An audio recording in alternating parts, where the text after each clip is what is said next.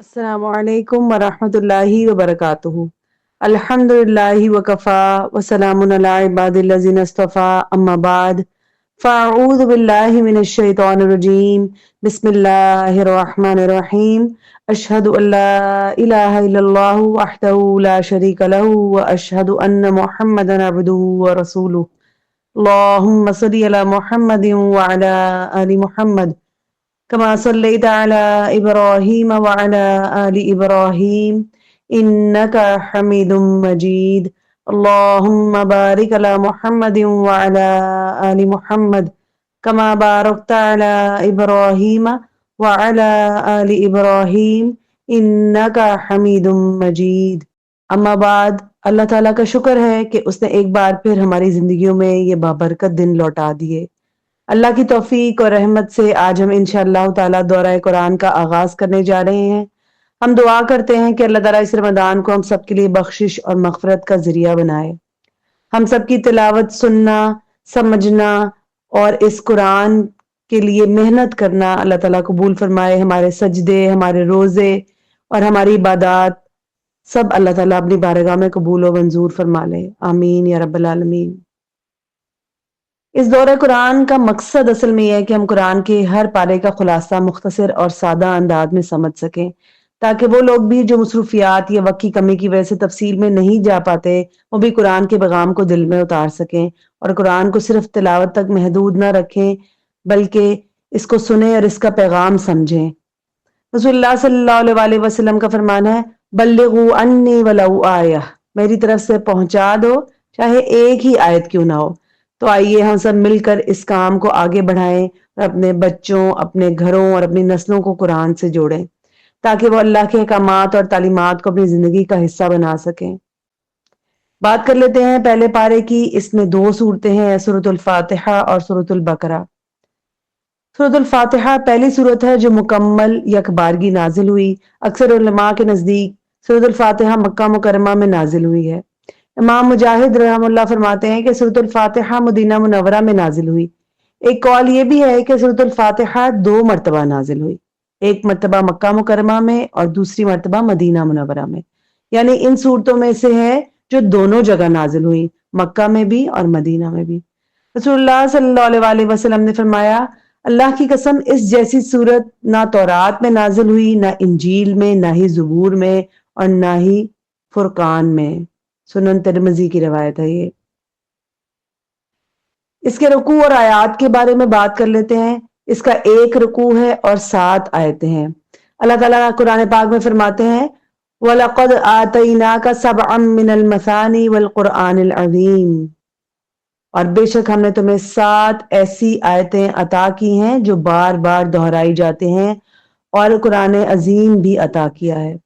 7 مثانی اور قرآن عظیم سے مراد سورۃ الفاتحہ ہے، جیسا کہ نبی کریم صلی اللہ علیہ وسلم نے فرمایا، ام القرآن ہی 7 المثانی والقرآن العظیم، یعنی سورۃ الفاتحہ ہی ام القرآن ہے، یہی 7 مثانی ہے اور یہی قرآن عظیم ہے۔ صحیح بخاری کی روایت ہے۔ لیکن یہ اس قدر عظمت والی صورت ہے کہ اپنی عظمتوں کے اعتبار سے اس کے کئی نام ہیں۔ عرب لوگ فضیلت کے اعتبار سے نام رکھ لیا کرتے تھے۔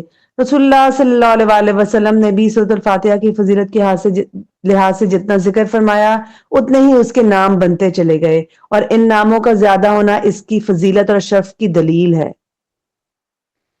روایت میں آتا ہے کہ اس کے 12 نام ہیں، اور امام سیوطی رحمہ اللہ نے لکھا ہے کہ اس کے 25 نام ہیں، اور بعض روایات میں آتا ہے کہ اس کے 30 نام ہیں۔ اس کے مشہور 15 نام یہ ہیں۔ سورۃ الفاتحہ، فاتحہ کا مطلب ہوتا ہے کھولنے والی، تو یہاں سے قرآن کا آغاز ہوتا ہے، گویا قرآن کو کھولتے ہی جو پہلی سورت سامنے آتی ہے وہ سورہ فاتحہ ہے، یعنی دی اوپننگ چیپٹر، اور اسی سورت سے قرآن پاک کے لکھنے کی ابتدا کی جاتی ہے۔ اسی وجہ سے اس کو فاتحۃ الکتاب یعنی کتاب کو آغاز کرنے والی بھی کہا جاتا ہے۔ دوسرا اس کا نام ہے سورۃ الحمد۔ اس سورت کی ابتدا الحمدللہ سے ہوئی، اس مناسبت سے اسے سورۃ الحمد بھی کہا جاتا ہے۔ ام القرآن، کیونکہ یہ قرآن پاک کی اصل ہے، اسی بنا پر اسے ام القرآن اور ام الکتاب بھی کہا جاتا ہے۔ السبع المثانی، نماز کی ہر رکعت میں پڑھی جاتی ہے یا یہ سورت 2 مرتبہ نازل ہوئی ہے، اس وجہ سے اس کو السبع المثانی یعنی بار بار دہرائی جانے والی 7 آیتیں کہا جاتا ہے۔ دین کی بنیادی امور کا جامع ہونے کی وجہ سے سورۃ الفاتحہ کو سورۃ الکنز، سورۃ الوافیہ اور سورۃ الکافیہ بھی کہتے ہیں۔ شفا کا باعث ہونے کی وجہ سے اسے سورۃ الشفا اور سورۃ الشافیہ بھی کہتے ہیں۔ دعا پر مشتمل ہونے کی وجہ سے اسے سورۃ الدعا، سورۃ التعلیم المسئلہ، سورۃ السوال، سورۃ المناجات اور سورۃ التفویض بھی کہا جاتا ہے۔ ایک حدیث ہے جس کی وجہ سے اس سورت کا نام الصلاۃ بھی رکھا گیا۔ ابو ہریرہ رضی اللہ عنہ سے روایت ہے کہ وہ کہتے ہیں کہ میں نے رسول اللہ صلی اللہ علیہ وآلہ وسلم کو کہتے ہوئے سنا، اللہ تعالیٰ نے فرمایا میں نے نماز کو اپنے اور اپنے بندے کے درمیان آدھا آدھا بانٹ دیا ہے اور میرے بندے کے لیے وہ سب کچھ ہے جو وہ مانگے۔ جب بندہ الحمدللہ رب العالمین کہتا ہے تو اللہ تعالیٰ کہتا ہے کہ میرے بندے نے میری حمد کی۔ جب بندہ الرحمن الرحیم کہتا ہے تو اللہ تعالیٰ فرماتے ہیں کہ میرے بندے نے میری ثنا کی۔ جب بندہ مالک یوم الدین کہتا ہے تو اللہ تعالیٰ فرماتے ہیں کہ میرے بندے نے میری بڑائی بیان کی، اور 1 مرتبہ کہتا ہے کہ میرے بندے نے اپنے سارے کاموں کو میرے حوالے کر دیا۔ جب بندہ ایاک نعبد و ایاک نستعین کہتا ہے تو اللہ تعالیٰ کہتا ہے کہ یہ میرے اور میرے بندے کے بیچ ہے اور میرے بندے کے لیے وہ سب کچھ ہے جو وہ مانگے۔ پھر جب بندہ اہدنا الصراط المستقیم صراط الذین انعمت علیہم غیر المغضوب علیہم ولا الضالین کہتا ہے تو اللہ تعالیٰ کہتا ہے کہ یہ میرے لیے اور میرے بندے کے لیے وہ سب کچھ ہے جو اس نے مانگا۔ اسے امام مسلم نے روایت کیا ہے۔ اسی بنا پر اس کا نام صلاۃ رکھا گیا ہے کیونکہ نماز کو تقسیم کیا گیا ہے، اور جب اس تقسیم کی تفصیل بتائی گئی تو سورۃ الفاتحہ کی ہی بیان کی گئی تفصیل۔ اس کا مطلب یہ ہے کہ سورۃ الفاتحہ ہی نماز ہے، اس لیے رسول اللہ صلی اللہ علیہ وآلہ وسلم نے فرمایا لا صلاۃ لمن لم یقرأ بفاتحۃ الکتاب، جو شخص سورۃ الفاتحہ نہ پڑھے اس کی نماز نہیں۔ صحیح بخاری کی روایت ہے اور صحیح مسلم میں بھی ہے۔ لہٰذا ہر نماز کی حرکت کے اندر سورۃ الفاتحہ پڑھنا لازم ہے کیونکہ الفاتحہ ہی نماز ہے۔ ہم سب جانتے ہیں کہ پہلا پارہ سورۃ الفاتحہ کے بعد سورۃ البقرہ سے شروع ہوتا ہے۔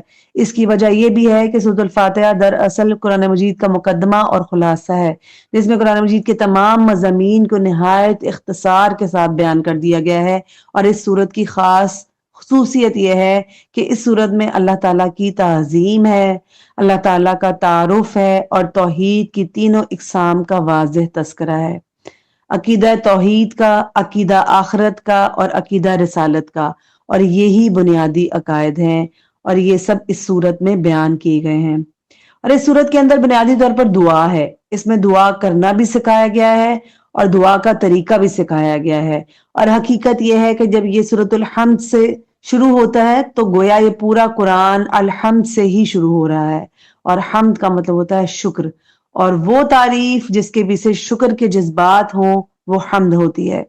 لہذا جب انسان الحمدللہ رب العالمین کہتا ہے تو اس کا مطلب یہ ہوتا ہے کہ انسان اللہ تعالیٰ کے سامنے یہ اقرار کر رہا ہے کہ وہ شکر والی تعریف صرف اللہ ہی کے لیے ہو سکتی ہے اور کسی کے لیے نہیں کی جا سکتی، کیونکہ نعمتیں دینے والا صرف اللہ تعالیٰ ہے، اور ایسا محسوس ہوتا ہے کہ ساری زندگی انسان کی الحمد کے گرد ہی گھومتی ہے، کہ انسان اللہ کی تعریف کرتا رہے یعنی اللہ کا شکر ادا کرتا رہے، تو یہی پوری زندگی کا مقصد بن جاتا ہے۔ شکر والی تعریف یعنی حمد یہ صرف اللہ کے لیے مخصوص ہے اور کسی اور کے لیے نہیں ہو سکتی۔ مدح بھی اسی کی ایک قسم ہے اور مدح بھی کسی اور کی نہیں ہو سکتی، تعریف بھی اور کسی کی نہیں کی جا سکتی، کسی اور اعتبار سے کی جا سکتی ہے، لیکن حمد صرف اور صرف اللہ ہی کی ہو سکتی ہے، لیکن مدح کی جا سکتی ہے۔ سورۃ الفاتحہ الحمد سے شروع ہوتی ہے، اور قرآن کی جو آخری سورت ہے وہ ہے سورۃ الناس، تو وہ اللہ کی پناہ سے شروع ہوتی ہے۔ تو اس کا مطلب یہ بھی بنتا ہے کہ انسان ساری زندگی اللہ کی حمد بیان کرتا رہے، اور اس حمد کو بیان کرنے میں جو رکاوٹیں آئیں ان سے بچنے کے لیے اللہ تعالیٰ کی پناہ مانگتا رہے۔ یوں پوری زندگی گزر جاتی ہے اللہ تعالیٰ کی تعریف کرتے ہوئے اور اللہ تعالیٰ سے پناہ مانگتے ہوئے۔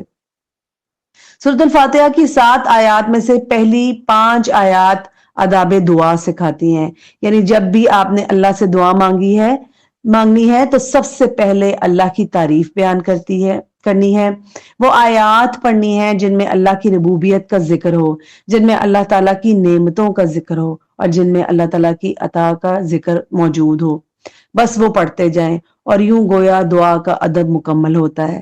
جب بندہ کہتا ہے مالک یوم الدین، تو اللہ تعالیٰ فرماتا ہے میرے بندے نے میری بزرگی بیان کی، میری عظمت کو بیان کیا، تو ظاہر ہے کہ تو انسان جو ہے وہ یہ بات خود کر رہا ہے، لیکن سکھایا کس نے ہے؟ اللہ تعالیٰ نے خود سکھایا ہے۔ تو اس کا مطلب یہ ہے کہ اللہ تعالیٰ نے جو سکھایا ہے وہ یہی سکھایا ہے کہ میری بزرگی بیان کرو، میری ثنا بیان کرو، اور میری حمد بیان کرو۔ جب تو حمد بیان کرے گا، ثنا بیان کرے گا، میری بزرگی بیان کرے گا، تو پھر تو جو مانگے گا اللہ تعالیٰ فرماتے ہیں کہ میں تجھے عطا کروں گا۔ لہٰذا بڑے بڑے مستجاب الدعوات بزرگوں کو جب دعا مانگتے دیکھا گیا، تو جب بھی وہ مانگتے تھے تو پہلے ربوبیت سے متعلق آیات پڑھتے تھے، ایسی آیات پڑھتے تھے جیسے آیت الکرسی یا سورۃ البقرہ کی آخری آیات یا سورۃ الفاتحہ پڑھ لیتے۔ اسی طرح مختلف جگہوں سے آیات پڑھتے جاتے، اور ایسا محسوس ہوتا تھا کہ ان آیات کے پڑھنے سے اللہ تعالیٰ کے ساتھ ایک تعلق، ایک کنیکشن قائم ہو جاتا ہے، اور جب آپس کا معاملہ بن گیا تو اس کا مطلب یہ ہے کہ اب اللہ تعالیٰ عطا فرمانے والا ہے، اور یہی دعا کا ادب ہے۔ اور پھر جو پانچوں آیات ہیں اس میں ایاک نعبد و ایاک نستعین، اللہ تعالیٰ فرماتا ہے ھذا بینی و بین عبدی، یہ میرا اور میرے بندے کا آپس کا معاملہ ہے، یعنی اللہ تعالیٰ کے ساتھ قرب اور تعلق قائم ہو جاتا ہے، تو پھر یہ دعا کا استحقاق بن جاتا ہے کہ یہ تو میرا اور میرے بندے کا معاملہ ہے۔ سبحان اللہ، یہ ہے استحقاق دعا، یعنی دعا مانگنے کا میرا حق کیا ہے کہ میں اللہ سے کیوں مانگ سکتا ہوں؟ تو میں اس لیے اللہ سے مانگ سکتا ہوں کہ ایاک نعبد و ایاک نستعین، اے اللہ ہم صرف تیری ہی بندگی کرتے ہیں اور صرف تجھی سے مدد مانگتے ہیں۔ اے اللہ میں تیرا ہی ہوں، میں تیرے علاوہ کسی اور کا ہو ہی نہیں سکتا، یہ اللہ کو ہم کہہ رہے ہیں۔ شیخ الشریم جو امام کعبہ ہیں، ان کی تقریر میں لکھا ہے کہ پوری دنیا میں جتنی بھی آسمانی کتابیں نازل ہوئی ہیں، قرآن ان کا خلاصہ ہے، اور قرآن کا خلاصہ سورۃ الفاتحہ ہے، اور سورۃ الفاتحہ کا خلاصہ یہی ہے ایاک نعبد و ایاک نستعین، بس یہی ہے ھذا بینی و بین عبدی، کہ اے اللہ میں آپ ہی سے مدد مانگتا ہوں، عبادت بھی آپ کی کرتا ہوں اور مدد بھی آپ ہی سے چاہتا ہوں۔ تو اسماء الحسنہ کے ذریعے اللہ تعالیٰ سے دعا کیسے کریں؟ قرآن نے خود کہا ہے کہ وَلِلَّهِ الْأَسْمَاءُ الْحُسْنَى فَادْعُوهُ بِهَا، اللہ اچھے ناموں کا مستحق ہے، اس کو اچھے ہی ناموں سے پکارا کرو، سورۃ الاعراف کی آیت نمبر 180 ہے۔ لہٰذا اللہ کے اچھے اچھے ناموں کے ذریعے دعا کیا کرو اور اللہ سے مانگو، یعنی جو مانگنا ہے اللہ سے وہی، اور کیسے مانگنا ہے؟ اللہ کا نام لے کر اس سے مانگنا ہے۔ رحمت مانگنی ہے تو کہو یا رحمان یا رحیم، مغفرت چاہیے ہے تو کہو یا غفور یا غفار۔ تو اسی طرح دعا مانگنے کا طریقہ اللہ تعالیٰ نے خود سکھا دیا۔ پھر آگے دعا کیا سکھائی کہ ہمیں دعا کیا کرنی ہے؟ اہدنا الصراط المستقیم، اے اللہ ہمیں سیدھے رستے پر چلا۔ اور پھر جو آخری دو آیات ہیں وہ وضاحت دعا ہیں کہ کن لوگوں کا راستہ ہمیں چاہیے۔ صراط الذین انعمت علیہم غیر المغضوب علیہم ولا الضالین آمین، یعنی دعا کی تشریح کے کون سا رستہ؟ وہ رستہ جس پر تو نے انعام کیا، اور ان لوگوں کا رستہ مت دکھا جن پر تیرا غضب اور غصہ ہوا، اور نہ ان لوگوں کا رستہ دکھا اے اللہ جو گمراہ ہو گئے۔ مغضوب علیہم سے مراد وہ لوگ ہیں جن پر غضب ہوا جیسے یہودی، اور ضالین سے مراد وہ لوگ ہیں جو گمراہ ہو گئے۔ اللہ نہ تو یعنی نصارہ، اللہ نہ تو ہمیں جانتے ہوئے گمراہ ہونے والوں کی طرح بنا دے، اور نہ ہی ان کی طرح جو حق کی تلاش میں گمراہ ہو گئے۔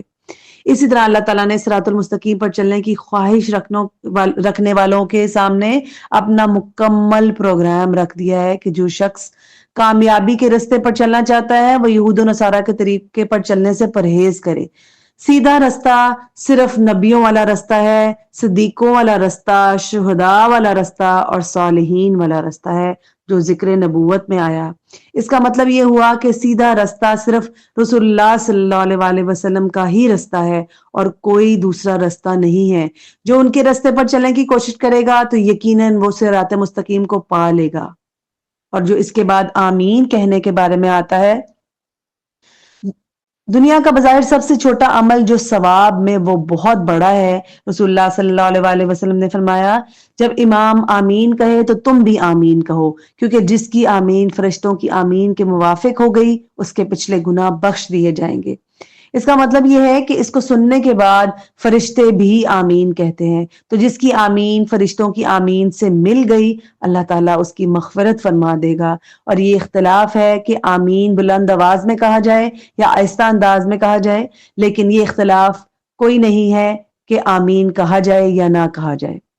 آمین کے خلاف بہت سے لوگ بات بھی کرتے ہیں، لیکن آمین کی مختلف معنی اہل لغت میں جو بیان کیے گئے ہیں اس کا پہلا مطلب ہے اللہم استجب لنا، اے اللہ ہماری دعا قبول فرما لے، او کذالک فلیکن اللہ، یا اللہ ایسا ہو جائے، یعنی یہ دعا ہے کہ اے اللہ ہماری دعا قبول فرما اور یا اللہ ہمیں نامراد نہ کرنا۔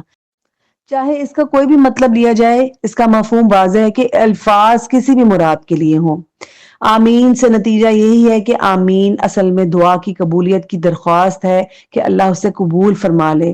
اسی لیے علماء کہتے ہیں کہ دعا کے الفاظ بھی اہم ہوتے ہیں، لیکن آمین بھی بہت اہم ہے۔ بعض اوقات دعا قبول نہیں ہوتی، آمین کہنا قبول ہو جاتا ہے۔ اللہ تعالیٰ ہم سب کی طرف سے قبول فرمائے، آمین۔ اللہم ارحمنا بالقرآن العظیم، اللہم اہدنا بالقرآن العظیم، اللہم انصرنا بالقرآن العظیم، اللہم ارزقنا الجنة الفردوس بالقرآن العظیم واجعلہ لنا اماما ونورا وہدا ورحمہ، اللہم اجعل القرآن ربیع قلوبنا ونور صدورنا وجلاء احزاننا وذهاب همومنا وغمومنا وآخر دعوانا ان الحمد للہ رب العالمین۔ اللہ تعالی ہمارا پڑھنا، پڑھانا، سننا، سنانا اور آگے پھیلانا قبول فرما لے اور ہماری نسلوں کی اصلاح فرما دے، امت مسلمہ کی اصلاح فرما دے، آمین یا رب العالمین۔ السلام علیکم ورحمۃ اللہ وبرکاتہ۔